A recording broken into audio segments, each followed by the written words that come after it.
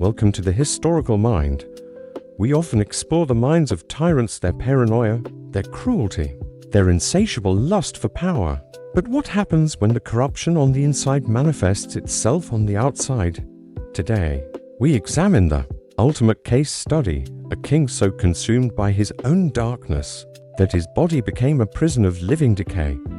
He was a brilliant builder and a ruthless monster, and his end was so uniquely horrifying it's been remembered for 2 millennia. This is the story of King Herod the Great and the bizarre case of the king who rotted alive. The tyrants rot, the bizarre case of the king who decayed alive. Some kings are assassinated by rivals, others fall in battle.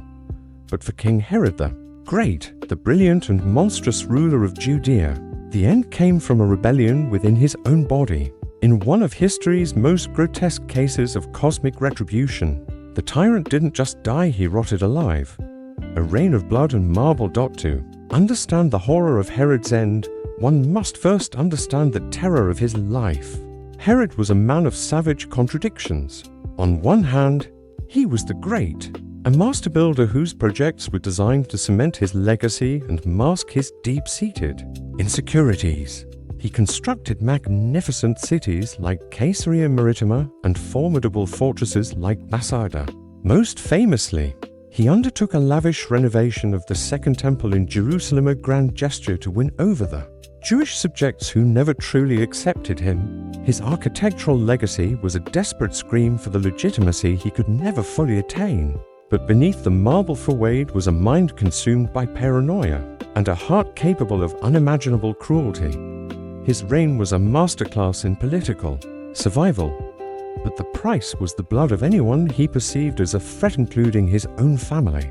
He adored his Hasmonean wife, the beautiful Mariam, yet in a fit of jealous rage and suspicion, he had her executed. He later drowned his brother-in-law in a palace swimming pool. His paranoia only festered with age. Believing they were plotting against him, he had 3 of his own sons strangled. His tyranny was not confined to his family. He established a secret police force, crushed all dissent and imposed heavy taxes. His most infamous act, immortalized in the New Testament, was the massacre of the innocents, where he allegedly ordered the execution of all male infants in Bethlehem in an attempt to kill the newborn king of the Jews. While the historical scale of this specific event is debated, it perfectly encapsulates the character of a man for whom no act was too monstrous to secure his throne. For decades, Herod ruled through fear, his power seemingly absolute. But a power was growing inside him that he could not execute, a rebellion he could not crush, the decay of his own flesh, the king's evil, a living putrefaction.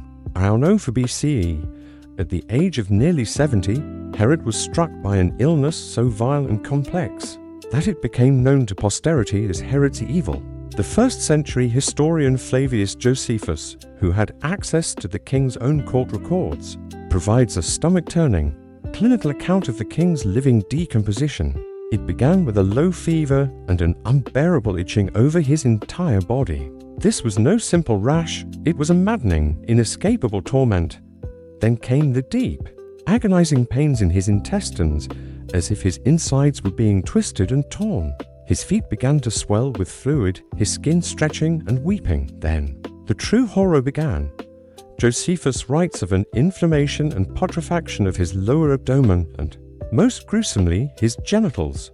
Modern medical historians, analyzing the account, diagnosed this as Fournier's gangrene, a terrifyingly aggressive, flesh-eating bacterial infection of the perineum. His flesh was literally dying and decaying. To compound the horror, Josephus notes the rotting tissue became infested with worms. The great builder, the man who saw himself as a peer of Augustus Caesar, could command armies but could not stop his own flesh from becoming a feast for maggots while his heart still beat.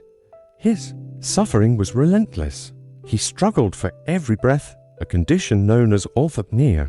Unable to breathe unless he was sitting upright, his body was racked with violent convulsions, and his breath was so foul from the internal decay that it repulsed those who came near him. A desperate and final cruelty. In a desperate search for a cure, the decaying king was taken to the hot springs at Calaho, across the Jordan River. But the mineral baths brought no relief. His physicians then attempted another remedy, immersing his convulsing body in a vat of warm oil. The shock nearly killed him, and he was pulled from the tub, barely conscious.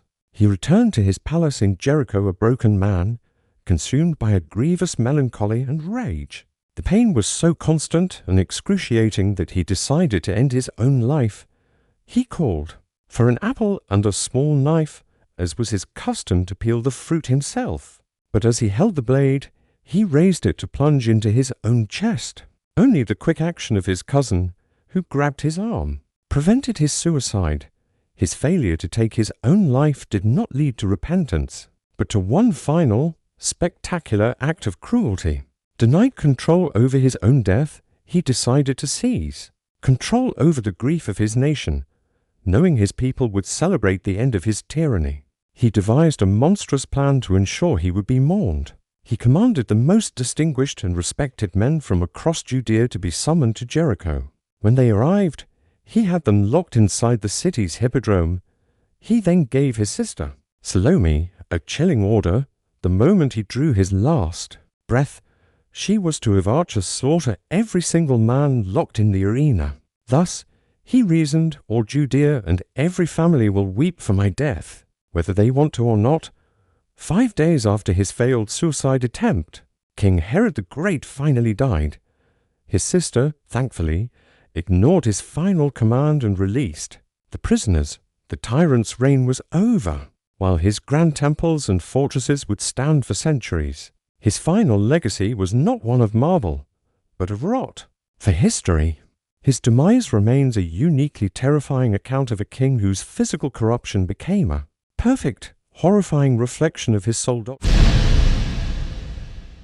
So, in the end, Herod the Great, the master builder, the political survivor, the monster who reshaped Judea, could not build a fortress strong enough to protect him from himself. His story serves as a powerful, if gruesome, metaphor that a reign built on fear and paranoia ultimately consumes the ruler. The physical rot that destroyed his body was merely an outward expression of the moral decay that had defined his life. Thank you for joining us on The Historical Mind as we explored this dark chapter.